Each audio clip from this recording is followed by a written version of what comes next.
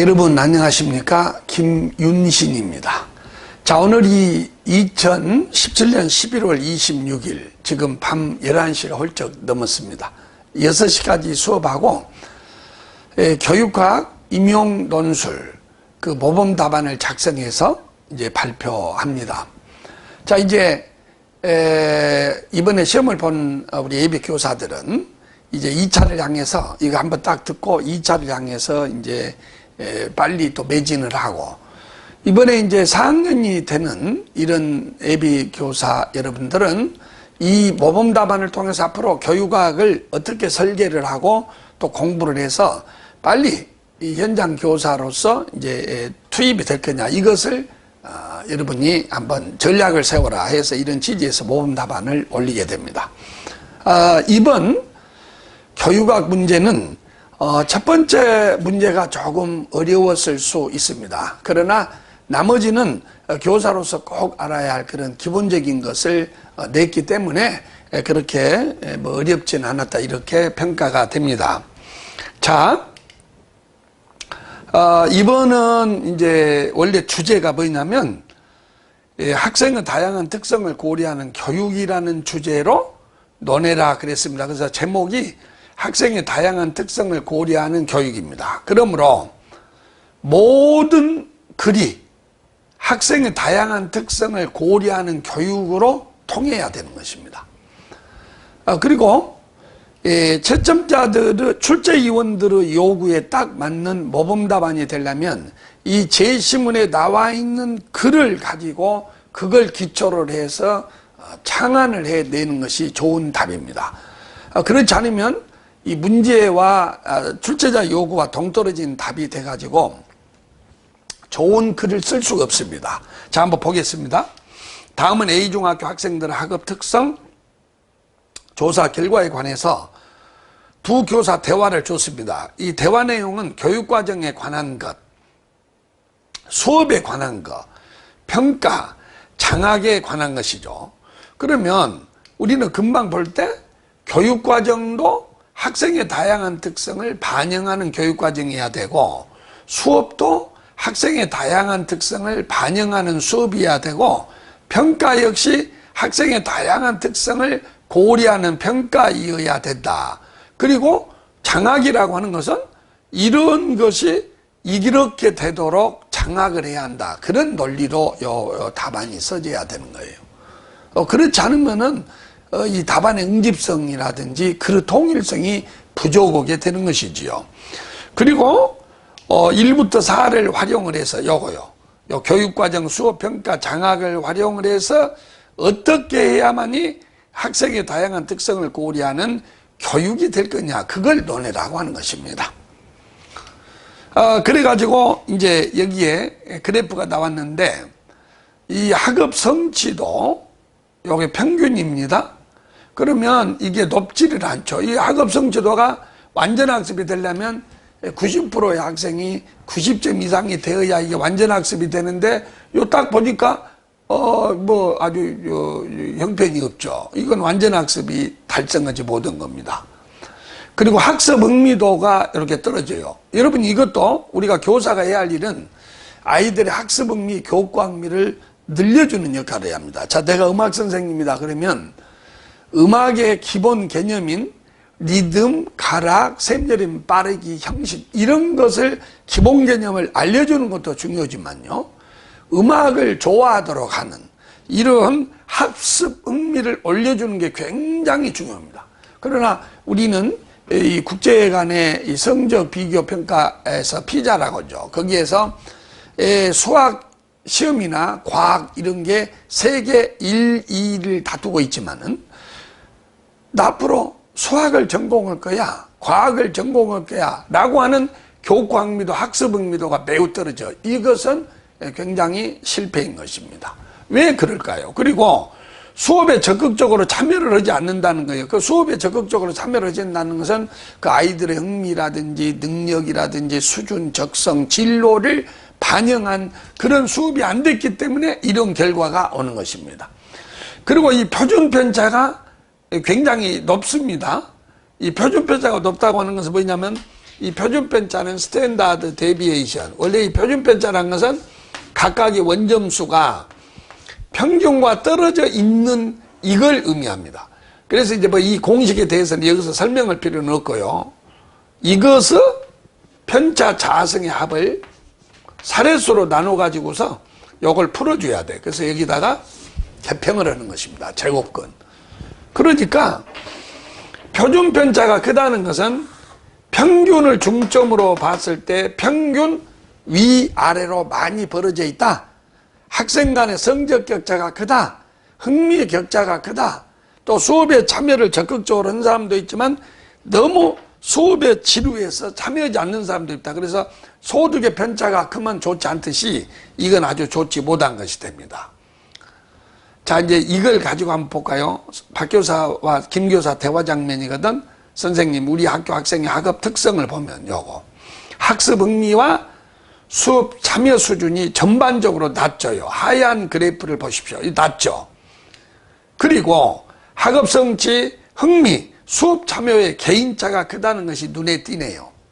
그러니까 김 교사가 받아서 학생의 개인별 특성이 그만큼 다양하다는 것을 의미하겠죠.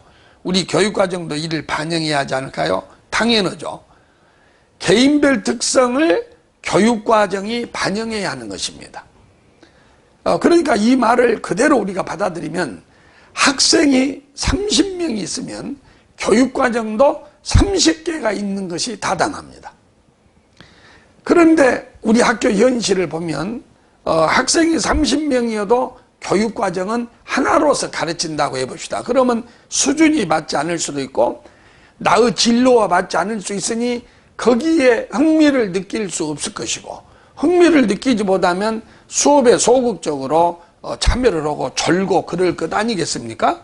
그래서 이 김 교사 말이 그러니까 이제 저 개인별 특성을 여기에 맞춰야 하지 않을까요? 그러니까 박 교사도 여기에는 동의를 했어요. 그런데 교육과정을 개발하는 과정에서 학생의 개인별 특성을 중시하는 의견도 있고 교과를 중시하는 의견 간의 차이가 있습니다. 예, 그럽니다. 여기 좀 이제 여기 보면 개인별 특성이 중요하다는 분은 이제 좀 진보적인 사람이고 아니야. 교과가 중요해. 이런 분은 조금 보수적인 것이죠. 그래서 우리 정치에도 진보와 보수, 이제 보통 좌파, 우파 뭐 이렇게 갖고 좀 변질돼서 주장이 됩니다만은 우리가 그리스 시대부터 진보와 보수의 대립이 오히려 이렇게 상승 효과를 가져오면서 발전을 하듯이 무엇이 좋다 나쁘다가 아니라 교사 중에는 진보적인 교사도 있고 보수적인 교사가 있다. 그러니 이를 조율하기 위해서는 시간이 걸리더라도 논쟁과 합의를 통한 심사숙고의 과정이 필요합니다. 이 박 교사가 이렇게 말을 해. 이건 딱 보나마나 워크의 수의 모델 또는 자연스러운 모델, 실제 모델, 역동적 상호작용 모델을 의미합니다. 우리가 이 교육과정이라는 것이 이제 이 정도는 우리가 알고 있어야 되는 거예요. 그러니까 김 교사가 네, 그렇다면 학생의 다양한 특성을 반영하기 위한 수업 방법으로는 뭐가 있을까요? 그러니까 우리가 교육과정을 짤 때도 아이들의 지금 주제가 뭡니까? 아이들의 다양한 특성을 반영한 교육과정이나 교육이잖아요. 그러면 교육과정도 그렇고 수업 운영도 그러고 평가도 아이들의 개인차를 존중하는 수업이 돼야 되는 거예요. 아이들의 개인차를 존중하는 수업. 네, 이것이 이 아이들을 인격적으로 뿐만이 아니고 교육학적으로 존중하는 그런 수업이 될 것입니다. 그러면 박 교사가 우리 학교 학생에게는 흥미와 수업 참여를 높이는 수업이 필요할 것 같아요. 제가 지난번 연구 수업에서 문제를 활용한 수업, 여기 이제 프로블럼 베이스드 러닝, 그래서 이제 PBL이라 해가지고 문제 기반 학습, 문제 중심 학습이죠. 이때의 문제는 실생활과 유사한 비구조화된 복잡한 문제인 것입니다. 우리가 공부를 왜 합니까? 어떤 그 형해화된 그러한 지식을 머릿속에 쌓아놓기 위한 것이 아니고 삶에 전이 되도록 산지식을 가르친 거란 말이에요. 그러면 산지식은 뭐냐? 실생활의 문제를 가지고 수업을 했어요. 요 이제 PBL은 뭐 여러분도 아시다시피 이제 의과대학 같은 데서 모의 환자 이런 어떤 배가 아파가지고 병원에 온 그런 환자를 사례로 해서 이제 그 탐구 수업을 하고 이런 게 이제 PBL의 대표적인 것인데 수업 중에 학생들이 무엇을 해야 하는지 모르는 것 같았어요. 그러니까 PBL을 했더니 아이들은 맨날 듣고 주입식 교육만 했단 말이에요. 그러다 보니까 학생들이 무엇을 해야 하는지 모르는 것 같았어요. 그래서 이제 원래 이제 문제 기반 학습이니 상황 학습이니 이런 것은 교사가 아주 노련해야 되는 거예요. 근데 여기서는 교사 역할을 물어본 것이 아니니까 거기까지는 갈 필요가 없어. 게다가 제가 문제를 잘 구성하지 못했는지 흥미를 보이지 않더라고요. 문제를 활용하는 수업에서는, 즉 PBL에서는 학생의 역할을 안내하고 좋은 문제를 개발하는 것이 중요해요. 이게 이제 교사 역할이에요. 그러니까 김 교사가 그렇군요.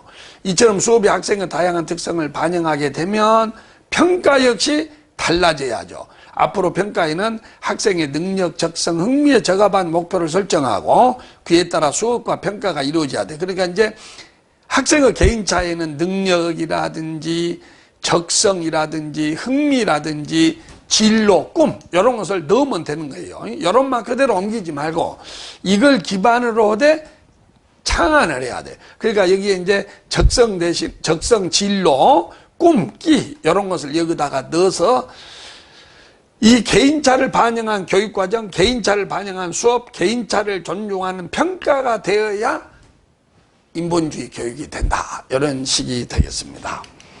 그러자 박 교사는 동의합니다. 그러려면 평가 결과를 해석하고 판단하는 기준도 달라져야 돼. 예컨대 학생의 상대적 이치가 어느 정도인지를 판단하기보다는 이게 상대평가, 규준지향평가이지요. 이것보다는 미리 설정한 목표, 이걸 준거라고 합니다. 그래서 목표지향평가, 절대평가, 준거지향평가를 해야 그래서 목표에 도달했는지 여부를 중시하는 평가 유형이 적합해 보입니다. 그러니까 이제 박 교사는 평가도 절대평가가 돼야 한다는 것이죠.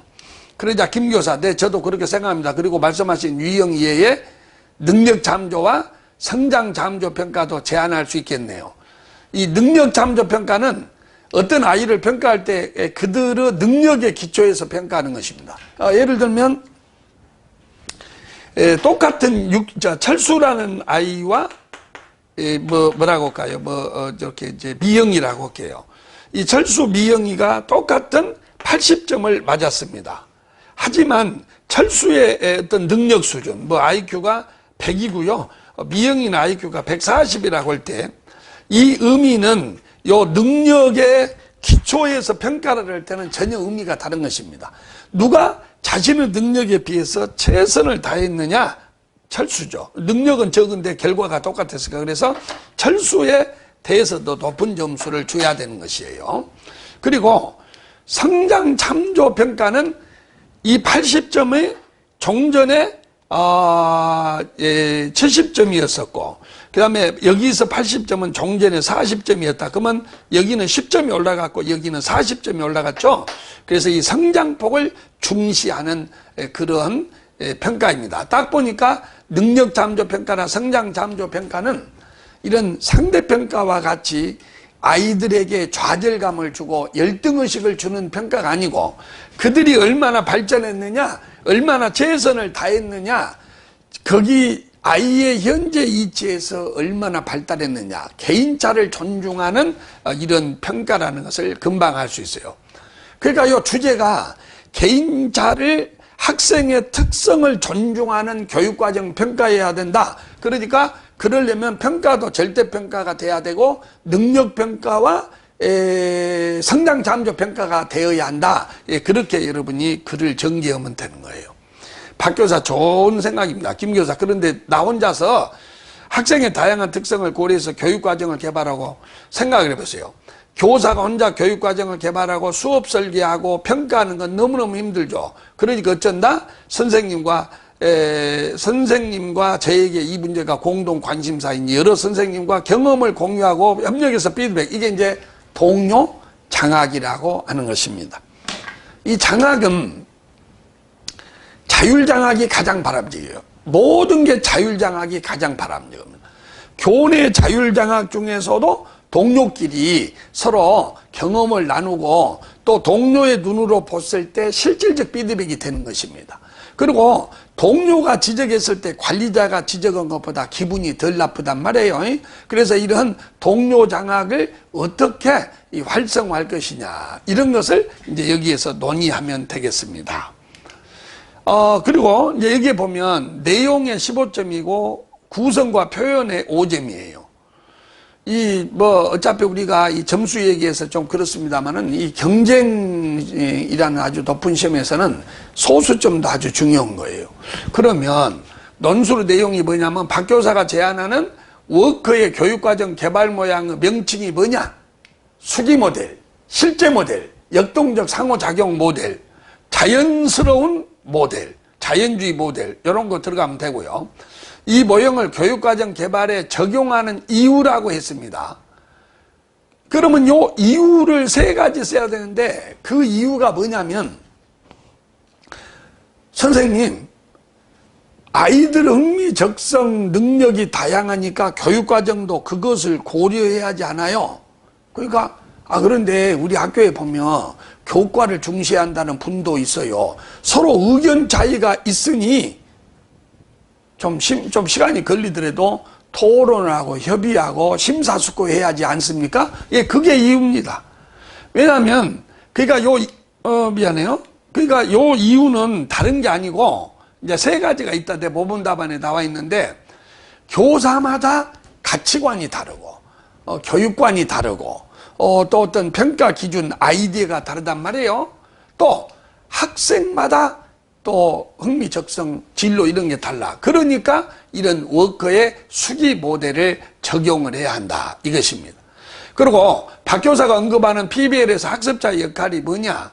원래 이제 PBL은 문제만 딱 던져주는 거예요. 그 의과대학에서 모의 환자를 가지고 우리 학습을 하듯이 실제 생활에서 당면하는 있음지간 이런 문제, 요걸 줘가지고 많은 정보를 안 줘요. 이 문제를 줘서 원인을 아이들이 스스로 파악을 하고 문제를 해결해 가는 과정에서 이런 반성적 사고를 기르고, 그 다음에 문제 해결력을 기르고 자기주도적 학습 능력을 기르는 수업이고, 이것이 이제 요즘에 우리 강조하는 구성주의 학습 모델 중에 하나입니다.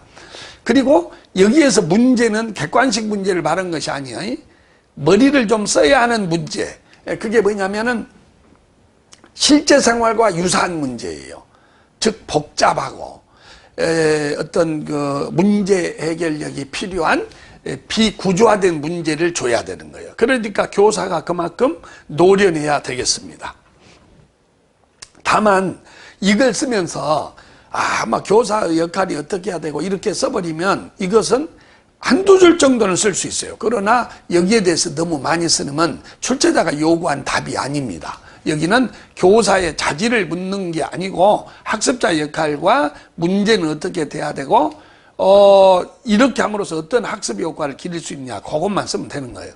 박 교사가 제안하는 평가위의 명칭이 준거지향평가, 절대평가, 목표지향평가하고, 그 다음에 요게 좀 어려워요. 요 개인차에 대한 교육적 해석 한 가지, 또 김 교사가 제안하는 아까 능력잠조 요 개념 설명을 해라 이거예요. 내가 미리부터 요걸 할게요. 개인차에 대한 교육적 해석입니다. 이 사람마다 차가 많이 있죠. 그런데 이 문제가 말이죠, 교육적 해석이요.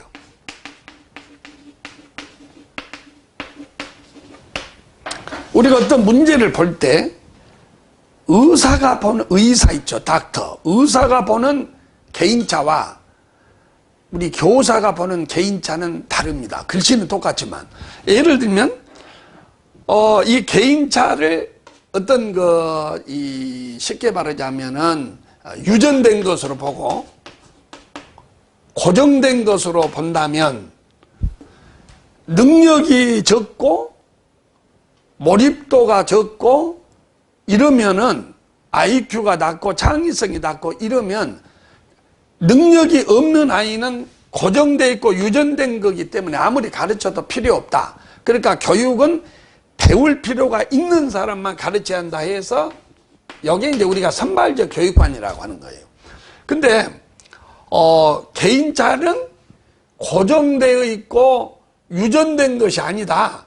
얼마든지 교육을 통해서 개인차를 극복할 수 있다. 이렇게 보면 이게 이제 우리가 말하는 발달제 교육 아니야.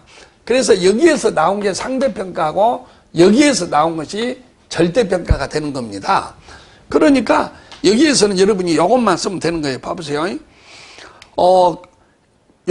박 교사가 제안하는 평가가 절대평가거든. 여기에서 개인차에 대한 교육적인 해석은 이 개인차라고 하는 것은 교육을 통해서 얼마든지 극복 가능한 변화가 가능한 그런 차이로 보는 거예요. 그래서 어떤 아이가 학습에 실패를 했고 목표 달성에 미달했으면 여기에서는 능력이 없어서 그런다. 근데 여기서는 뭐예요? 잘못 가르쳐서 그런다. 이렇게 봐요. 그래서 개인차만 존중해서 수업을 하면 누구든지 완전 학습이 가능하다. 이렇게 보는 것이에요. 저는 방금 뭐라고 그랬죠? 개인차는 고정된 것이 아니고 얼마나 극복이 가능하다. 근데 이게 과연 가능할까요? 예, 이게 이제 키포인트예요. 예를 들면 의사의 눈으로 봤을 때 이 지능의 차이는 극복하지 못한다. 이렇게 볼 수도 있습니다. 그 다음에 어떤 사람은 우리 주변에도 술을 아무리 많이 먹어도 거의 술병을 많이 먹고 살아도 담배를 많이 피워도 폐암도 안 걸리고 이런 사람이 있어요. 근데 어떤 사람은 담배도 안 폈는데 간접우변으로 폐암에 걸린 사람 말이 있단 말이에요. 이것이 개인차가 없다. 이게 무슨 말이에요? 그러니까 내가 말한 것은 무슨 법학자 눈으로 보는 개인차도 아니고 교육적으로 보는 개인차를 물어보는 것이에요. 그래서 의사 눈으로 보는 개인차가 아니라는 거, 요거 중요. 그래서 이번에 이제 이걸 좀 어떻게 쓰느냐가 중요합니다. 그리고 김 교사가 이제 언급한 교내 장학의 유형이 동료 장학이라는 거예요. 그 활성화 방안을 두 가지만 쓰면 됩니다. 그리고 여러분 여기 보시면 이건 한 편에 완성된 글로 써야 돼. 그래서 서론, 본론, 결론으로 구성을 해야 돼. 우리는 답안지 옮길 때는 서론을 쓰고 본론을 쓰고 결론을 쓰지만요. 실제로 이 글을 쓸 때는 저는 본론부터 씁니다. 이 본론부터 이런 걸 쭉 쓰다 보면 서론과 결론을 어떻게 연결해야 될지, 그래서 서론과 결론을 나중에 쓰게 되죠. 근데 중요한 것은 서론, 본론, 결론이 단절된 느낌을 주면 안 돼. 전부 이것이 개인차 존중 수업, 왜 우리가 개인차를 존중해야 되냐 하는 그 논거를 대해서 왜 개인차를 존중하는 교육과정이 되고 왜 개인차를 존중하는 수업이 돼야 되고 왜 개인차를 존중하는 평가가 돼야 하느냐, 그것이 시줄 날줄로 딱 응집성 있게 돼야 이것이 논술 답안인 거예요. 무슨 PBL이 베로우즈가 미국 의과대학에서 어떻게 도입을 했고 이거 그런 걸 써라는 게 이 논술은 그런 접근이 아닙니다. 우리가 교사로서 그 문제 기반 학습에 대한 어떤 관을 가지고 있고, 그리고 평가에 대해서 어떠한 그 사람이 교육관과 사상과 철학을 가지고 있냐, 이걸 보는 것이지 절대평가의 장점은 뭐고 상대평가 이렇게 단절된 이런 것은 논술에서는 피해야 할 그런 답안 구성입니다. 그리고요, 여기에 중요한 거예요. 주어진 주제와 연계. 그러면 주어진 주제가 뭐예요? 개인차 존중. 왜 워커의 수기 모델이 되어야 하느냐? 개인차 존중을 위해서. 어째서 절대평가하고 능력 잠조 평가가 되어야 하느냐? 개인차 존중을 위해서. 그래서 궁극점이 뭐냐? 아까 나왔던 궁극적인 지향점은 요거예요. 요거. 학업 성취 완전 학습을 하고 학습 흥미 수업에 적극적으로 참여하도록 하기 위해서, 이것이 종착점이란 말이에요. 그리고 개인차를 존중해야 주는 것은 출발점이란 말이에요. 예, 그렇게 이 글이 써져 있어야 아주 만점 답안을 받을 것입니다. 그리고 이제 표현이 적절해야 돼요. 이게 이제 이 적절이란 말은 굉장히 좀 구체적이지 못해서 저는 제안을 합니다. 이 적절을 좀 풀어서 학생들한테 명확하게 알려줘야 돼. 이게 적절이란 것이 뭐예요? 표현이 쉽고 교육학적 용어를 동원을 해야 되고, 그리고 주제와 맞는 거, 어떤 개인적인 신변잡기나 말도 안 되는 개인적인 어떤 그런 비교육학적인 용어를 쓰고 이런 것은 안 됩니다. 아주 쉽고 주제에 맞는 적확한 용어를 써라, 이렇게 되어 있습니다. 그러면 이제 표현이 이렇게 되려면은 주제하고 벗어나지 않고 여기에 나와 있는 그 1페이지밖에 안 되는 그 개념을 활용해야 돼. 자, 여러분, 이제 모범 답안을 공개합니다. 예. 제목은 아까 요걸 써라고 했거든. 그래서 저는 이 서론을 이렇게 구성했어요. 교육의 기본 전제. 교육은 인간 행동의 의도적 계획적 변화로서 인간의, 요건 서가 아니라 서요, 인간의 성장 가능성에 대한 믿음에서 출발합니다.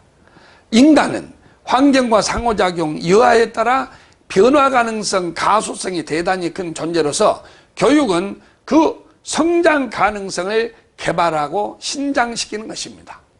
사람은 누구나 흥미적성 능력면에서 개인차가 있고 그 개인차는 존중받아야 합니다.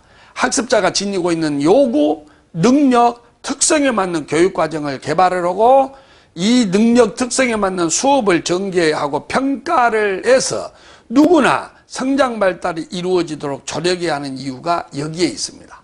여기에 서론입니다. 그러니까 여기에 여러분이 이제 잘 보면은 지금 주제가 학생의 다양한 특성을 고려하는 교육이라고 하지 않았습니까?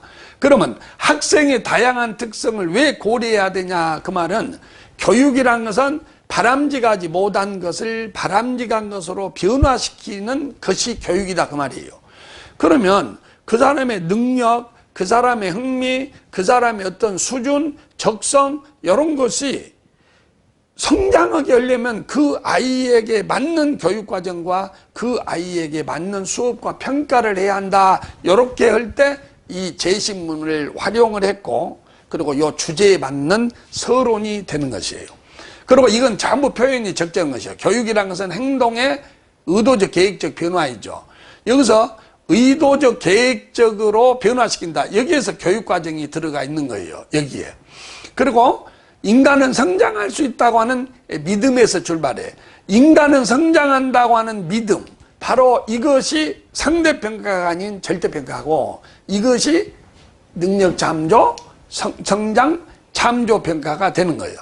그리고 인간은 환경과 상호작용을 하면 가소성, 얼마든지 변화한다고 하는 이것을 전제로서 교육을 시켜. 우리가 돼지를 왜 교육을 안 합니까? 돼지는 아무리 가르쳐봤자 변화 가능성이 없어요. 그러나 개는 좀 가르치면 변화하거든. 너 이 개 짖지 마. 얘 우리 아들이야. 그러면 처음에 올 때는 짖어. 그런데 우리 아들이라고 했거든. 그러니까 그 냄새와 모습을 딱 기억하다가 안 짖어요. 그러니까 개는 교육을 하지만 돼지는 변화 가능성이 없기 때문에 교육을 하지 않는 것입니다. 사람은, 그리고 요게 키워드예요. 요게 지금 제시문의 키워드 아닙니까요? 그러니까 흥미적성 능력면에서 개인차가 있다. 그러니 그 개인차를 존중해 줘야 돼. 교육은 인간 존중에서 출발해. 그러면 개인차가 있으면 교육도 개인차를 존중해 줘야 돼. 그러니 교육과정도 개인차를 존중해야 되고, 그러니 수업도 개인차를 존중하고 그들이 참여할 수 있도록 다양하게 이 수업을 전개를 해야 된다. 예, 이것이 이 주제에 딱 맞는 서론이에요. 다른 건 필요가 없습니다. 그러면 이제 두 번째 질문이 이 워크의 교육과정 개발 모형을 교육과정 개발에 적용하는 이유를 써라 그랬어요. 이 이유는 다른 게 아닙니다. 여기에는 랄프 타일러의 전통주의, 보세요. 이 워크의 교육과정은 수기를 중시한다고 해서, 이제 요게 교육과정의 모형의 명칭을 써라 그랬으니까 수기를 중시한다는 점에서 수기 모델. 실제 학교 현장에서 일어나는 교육과정이라고 해서 자연주의 모델, 실제 모델. 참여자들의 상호작용, 교사나 이런 다양한 학부모, 이런 사람들이 서로 밀당을 한다고 해서 역동적 상호작용 모델이라고 불립니다. 교육과정 개발은 개발 참여자들이 다양한 신념과 견해 아이디어를 표방하고, 우리가 교육과정은 개발 참여자들이란 게 누구예요? 이 개발 참여자들은 다양한 교과 교사들이나 관리자, 이런 학교장, 이런 사람들 아니에요? 이런 사람들은 저마다 아까도 말했죠. 교과를 중시한다, 학습의 의미를 중시한다는 다양한 보수적 신념과 진보적 신념, 견해 아이디어를 표방하고 공통된 합의 기반을 모색하는 토대 다지기. 그리고 이 토대, 왜 이걸 토대라고 했냐면 다양한 의견을 제시하면 그것이 기초가 된다고 해서 토대 다지기. 그 다음에 다양한 대안들을 검토하고 가장 현실적인 대안을 선택하는 수기. 그래서 이 수기에서는 서로 이제 토론과 여기에서 자기 의견을 개진하는 이런 것이 필요해요. 대화가 필요하고. 그리고 선택한 대안을 실천 가능한 것으로 구체화하는 설계 단계. 이 교육과정 학교 현장에서 실천이 가능하려면 그 교육과정에 참여하는 개발자들이 자기들의 의견, 이것이 반영되는 교육과정이어야 돼요. 저 바깥에서 우리는 지금까지 교육과정이 뭐냐, 국가가 교육과정을 딱 만들어 그래갖고 학교에다 던져줘. 그러면 선생님들은 기계적으로 그것을 따라서 해야 돼. 그러니까 그 교육과정에 애착심이 없고 학생과 지역의 특성이 반영이 안 됐기 때문에 그 교육과정에 실효성이 없게 된 거예요. 이게 바로 이유예요. 여기서 가장 중요한 수기 단계에서는 학생 교과목 사회에 관해 예부에서 주어진 정보의 교육과정 형식을 끌어내는 과정이 아니라 교육과정 수기 참여자들의 일상적 경험과 관찰로부터 교육과정이 도출돼. 이게 중요합니다. 이게 뭔 말이냐면 전통적인 랄프 타일러의 교육과정 모델을 관료적 직권화 모델, 기능적 효율성 모델, 직선적 계열적 모델, 뭐 이렇게 말을 해요. 그러니까 전통주의자들이 제일 중시한 것은 뭐냐면 목표를 딱 정해놓고 그 목표를 달성해서 이렇게 가르치고 이렇게 수업하고 이렇게 평가해라 라고 딱 던져줬단 말이에요. 그래서 이것을 외부에서 교육과정을 결정해서 아이들한테 던져주는, 그러니까 선생님들의 의견도 반영이 안 되고 학생들의 다양한 흥미와 요구 반영을 안 되죠. 그러니까 그런 우리 랄프 타일러의 전통주의 모델은 기계적 효능성만을 중시하는 관료주의 모델이다, 직권화된 모델이다, 이렇게 주장을 했다 그 말이에요. 그러나 그러니까 여기 그 말이에요. 그러나 이 워크의 수기 모델은 참여자들, 현장에서 가르치는 선생님이나 학부모 이런 사람들이 가르치는 과정에서 경험하고 관찰한 것으로부터 교육과정이 도출돼. 그러니까 어떻게 되겠어요? 실현 가능성이 높고 아이들의 개인차를 존중할 수밖에 없죠. 이거 잘 보세요. 이거 어려운 말이 아니요. 여기 보면 기존의 직권적인 그 교육과정은 학생은 어떻게 가르쳐야 돼, 교과는 어떻게 가르쳐야 돼, 사회는 바람직하고 어떻게 돼야 돼, 이걸 외부에서 주어진 정보에서 교육과정의 형식을 끌어냈단 말이야.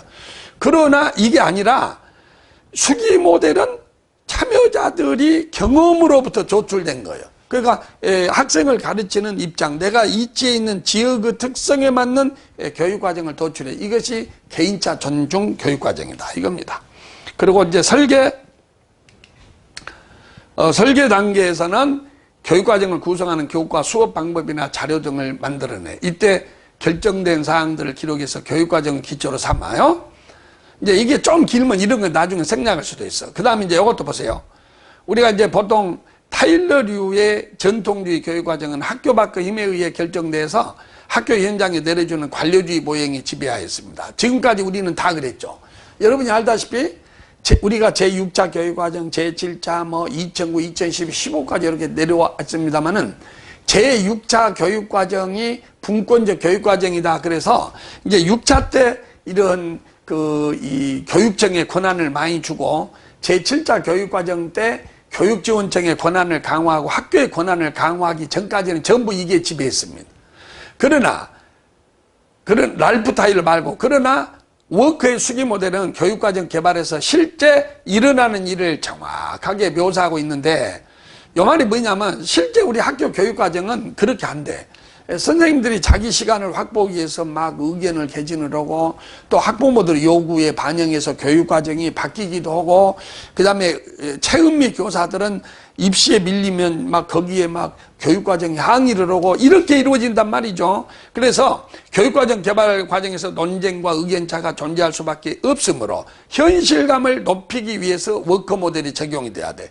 그러니까 세 가지가 뭐냐면 이런 개인차가 있기 때문에 이것을 조율을 하고 현실감을 높이기 위하여, 또 이 모형은 교육과정 개발 과정에서 다양한 의견과 주장을 허용하고 합의를 도출하기 위해서 상당한 시간을 대화와 토론 등 수기 활동에 투입할 것을 강조합니다. 이렇게 될 때 교사들은 자기의 의견, 자기의 교육관이 거기에 반영이 되는데, 교사들의 교육관과 의견은 경험에서 도출된 것이란 말이에요. 이럴 때 학생들의 흥미, 적성에 맞는 교육과정이 개발이 되는 것이지요.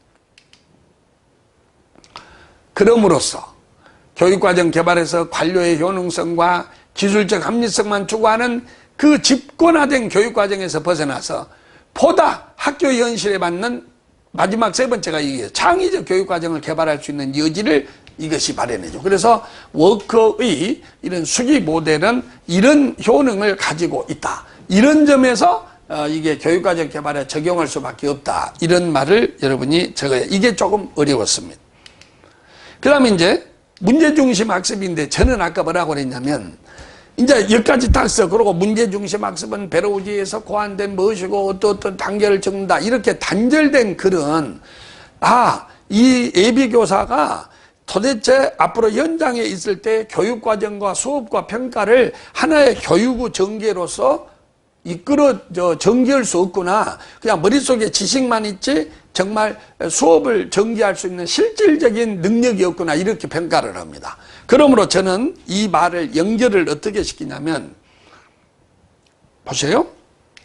교육과정 개발만이 아니라, 지금 우리 워커의 교육과정 개발했잖아요. 이것만이 아니라 수업의 전개도 아이들의 흥미와 성취, 수업 참여에 지대한 영향을 미친다. PBL은 전통교육에서 이루어지는 잘 정의되고 통제된 상황 속에서 나타나는 현상이 아닌, 이게 중요해. 복잡한 실제 세계에서 나타나는 비구조화된 문제의 형태로 제시해서 학습을 전개하는 학습자 중심 수업 모형이다. 그러니까 교육과정 개발뿐만이 아니고 수업도 아이들의 학습 흥미, 성취, 수업 참여에 영향을 미친다. 이 말이 반드시 들어가야 됩니다. 이 말이 반드시 들어가야 돼. 그래야 요거 학습 흥미, 성취, 수업 참여에 수업이 지대한 영향을 미친다. 그 중에 하나가 PBL이다. 요것을 반드시 적어줘야 돼. 그래야 주제에 맞는 수업을 쓴 겁니다. 그리고 PBL은 우리 전통교육은 뭐예요? 잘 구조화된 문제를 줬죠. 그러니까 여러분이 한번 생각해봐. 자, 의사가 인턴을 거치면서 다양한 사례를 가지고 공부를 하지 않고 딱 몇 개의 표준 모델만 가지고 했다고 해봐. 그런데 막상 환자를 수술을 하다 보면 환자의 상태가 너무 천차만별이거든. 그 어떻게 치료를 하겠어요? 그러니까 여기에서 가장 어떤 문제를 개발해야 하냐면 키워드가 이거예요. 복잡한 실제 세계에 나타나는 비구조화된 문제. 이게 핵심 키워드예요. 그리고 이것을 전개를 할 때 제시되는 문제는 충분한 정보가 없어요. 그냥 문제만 던져주고 해결은 학생 너희들이 해라. 그러면 학생의 역할이 뭐예요? 이런 탐구를 많이 해야 돼. 그리고 탐구 문제를 구체적으로 정의하고, 그러니까 뭐냐면 이 문제가 무엇인지 이것을 정의를 하고 이 문제를 해결에 의한 자료를 수집해서 원인과 해결책을 찾아서 결과를 발표해. 그리고 여기서 길러지는 것이 뭐냐? 자기주도적 학습 능력, 반성적 사고, 문제 해결 능력, 이런 것이 길러지게 되는 것입니다.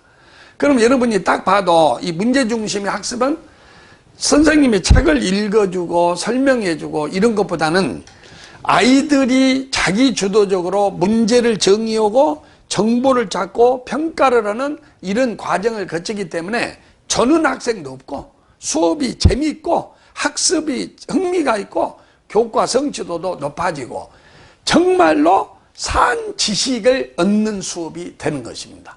그래서 학교와 학교 밖의 삶이 연계되는 수업이 되는 것이지요. 그 다음에 평가 방법 역시 요 말을 써줘야 돼요. 요 봐봐요. 평가 방법 역시 흥미, 수업 참여 등에 지대한 영향을 미친다. 요 말이 빠져버리면 요 전체가 연결이 안 돼.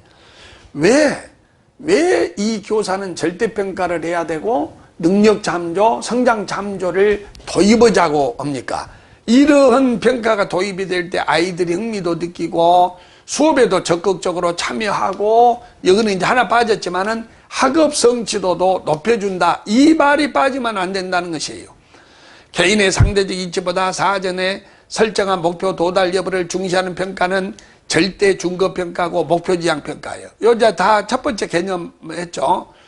그리고 달성된 목표는 무엇이고 미달한 목표는 무엇인지를 알게 해주니 보충학습을 해서 완전학습이 가능해. 아까 그 학업 성취도가 A중학교는 낮다고 그랬죠. 상대평가하면 그게 높아지잖아. 그래서 이제 요거 다 했어. 그러면 이제 개인차에 대한 교육적 해석이 이거예요. 상대평가에서는 개인차를 유전적으로 결정돼 있어서 능력 있는 자를 변별하기 위한 평가를 하지만은 절대평가에서 개인차는 고정된 것이 아니에요. 교수 학습을 하면 얼마든지 극복할 수 있다고 봐. 그래, 이게 발달적 교육관이에요. 예, 요거 써줬어요. 그리고 능력 잠조 평가는 학생이 지니고 있는 능력에 비추어 얼마나 최선을 다했느냐 평가이고, 성장 잠조 평가는 점수가 얼마나 올라갔느냐. 그래서 요거 중요해요. 이 셋 다 학생 개개인이 존중되면서 학생 개개인의 발달을 촉진할 수 있고 흥미, 수업 참여를 독려할 수 있다. 요거 빠지면 절대로 안 돼요. 절대평가든 여기서 셋이 뭐예요? 절대평가, 능력 잠조, 성장 잠조가 개인의 특성을 존중해주고, 이렇게 할 때 아이들이 열등의식을 안 느끼고 수업에 참여를 합니다. 예를 들면 자 이거 보세요. 철수가 평균 60점을 맞아가지고 반에서 35명 중에 30등이다. 이게 상대평가예요. 이 아이가 흥미를 느끼고 수업에 적극적으로 참여하겠습니까? 그러나 60점 30등이 아니라 이 아이가 목표 달성의 몇 프로다. 그래가지고 목표 달성을 위해서 이 아이에게 맞는 교육과정을 구성해서 준다거나, 또 몇 점이 올라갔다 해서 격려해 주거나, 이런 성장 잠조 평가를 할 때는 이 아이를 존중하는, 개인차를 존중하는 수업이고, 이렇게 될 때 흥미도 느끼고 수업에 적극적으로 참여를 하고 열등의식을 느끼지 않고, 그래서 결국 완전학습의 달성이 된다. 요 말이 들어가야만이 주제의 교육과정, 수업, 평가가 딱 연결이 된다는 거예요. 이것이 논술입니다. 그러면 이제 동료장학과 활성화 방안, 요게 이제 연결사예요. 그러나 요게 또 있어야 이게 단절된 느낌이 안 들어요. 그러나 아까 대화 중에 그거 있죠. 교육과정을 개발하고 뭐 평가 모델을 개발하고 이걸 교사 힘만으로 안 되니까 선생님과 나의 공통된 과제를 위해서 우리 공동으로 노력, 이게 무슨 장학이냐 그러잖아. 그러나 교사 개인의 힘만으로는 학생의 다양한 특성을 고려한 교육과정 개발, 수업정제 평가가 안 돼. 이에 교내 자율장학의 한 형태인 동료장학이 활발히 전개되어야 한다. 동료장학은 동료 교사들이 자신들의 교육활동 개선을 위해 공동과제, 공동관심사, 이 전부 그 제시문의 키워드를 활용했기 때문에 채점자가 아주 좋아할 거예요. 공동관심사를 공동으로 노력하는 자율장학입니다. 우리가 사람이 다율적으로 하는 것보다 자율적으로 할 때 효과가 높아져요. 둘 이상의 교사가 서로 그러면 이제 활성화 방안은 둘 이상의 교사가 서로 수업을 관찰하고 상호 조언하고 서로의 전문적 관심사에 대해서 토의한다든지, 동학년 동교과 단위로 수업 연구, 수업 방법 개선을 위해 공동으로 협의하는 방법도 있으며, 동료 상호 간의 아이디어 도움을 주고받으면 이게 공식적이든 비공식이든 전부 동료장학이야. 요걸 써줘도 되고요. 그 다음에 이제 학교가 이 어떤 행정조직이 아니라 이런 쉽게 말하자면 수업 중심의 조직으로 구성되어서 이 학습 조직화 되어야 한다. 이걸 써줘도 점수는 충분히 나올 것입니다. 자, 이제 여러분 결론입니다. 결론은 학생 한 사람도 교육에서 소외받지 않도록 배려하는 것이 교육의 처음이자 끝일 정도 중요하다. 이것이 왜 그랬냐면, 우리가 이제 교육과정이 다양하게 구성되지 못하면 수업에서 잠자는 사람도 있고, 흥미를 느끼지 못하면 생각해 보세요. 뭐가 재미가 있어야지. 나는 대학에 안 가려고 하는데 맨날 대학 위주의 입시 교육만 해봐. 그러면은 소외가 된다는 거예요. 그러니까 아까 그 그래프나 그것과 관련되는 용어예요. 한 사람도 교육에서 소외받지 않도록 하는 것이 교육입니다. 교육 현장에서 모든 학생이 학업 성취를 이루게 해야 되며 저마다 학습 흥미를 발휘하고 활발한 수업 참여를 통해서 성장 발달을 이루게 해야 돼. 이에 학생 저마다의 꿈과 끼 흥미, 적성, 진로를 고려한 교육과정을 개발하고 이를 살릴 수 있는 수업이 전개돼야 하고 이를 뒷받침하는 평가 방식의 대전환을 이루어야 한다. 이렇게 해서 이 전체가 정과행으로 딱 연결되게 모범 답안을 작성을 했습니다. 우리가 이제 교육을 한다는 것은 여러분, 교육이 뭐냐, 그 아이가 가지고 있는 장점, 이걸 잘 개발해주고 단점을 보완하는 것인데, 단점만 보고 어느 하나의 기준으로 그 아이에게 열등의식을 주고 흥미를 잃어버리고 좌절을 시키는 것은, 이것은 교육이 해야 할 일이 아닌 것입니다. 사람은 저마다 얼굴이 다르고 모든 과일의 색깔과 맛이 다 저마다 독특하듯이 우리 인간 학생도 그만큼 다양한 아이들의 개인차를 존중해 주는 것이 인간의 존엄성을 전제로 한 교육의 기본 전제인 것입니다. 그러므로 교육이 인간의 주체성을 믿고 인간의 존엄성을 믿고 인간의 성장 발달 가능성을 믿는 인본주의에서 출발을 한다면 개인차를 존중하는 교육과정 개발과 개인차를 무시하지 않는 수업과 개인차를 존중해주는 평가는 교사의 책무가 된다. 이렇게 결론을 쓰면 되겠습니다. 자, 여러분, 이걸 참조해서 앞으로 수준 높은 공부했으면 합니다. 또 다음 주제 때 뵙습니다. 수고하십시오.